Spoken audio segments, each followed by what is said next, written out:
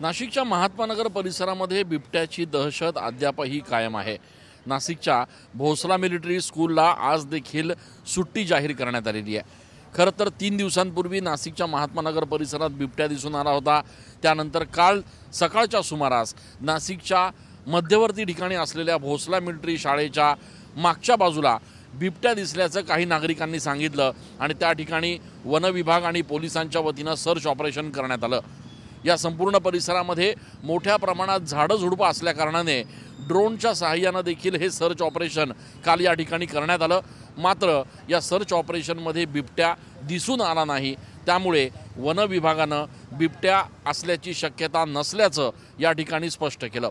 असं जरी असलं तरी या संपूर्ण भागामध्ये काही नागरिकांचं म्हणणं आहे की बिबट्या त्यांना सातत्यानं या परिसरात दिसतोय आणि त्यामुळे खबरदारीचा उपाय म्हणून शाळेनं आज देखील या ठिकाणी सुट्टी जाहीर केलेली आहे। खरं तर काल हे संपूर्ण सर्च ऑपरेशन सुरू असताना शाळेच्या वतीनं विद्यार्थ्यांना घरी सोडून देण्यात आलं होतं आणि आज देखील सकाळपासून शाळेला या ठिकाणी सुट्टी जाहीर करण्यात आली आहे। त्यामुळे स्पष्टपणे बिबट्याची दहशत नाशिकमध्ये आजही कायम असल्याचं बघायला मिळतंय।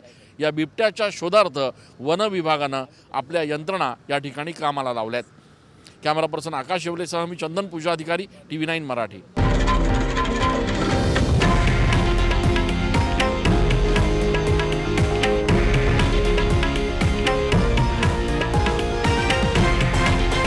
हे आहे देशातील नंबर 1 न्यूज नेटवर्क आणि आपण पाहत आहात TV9 मराठी, एकमेव।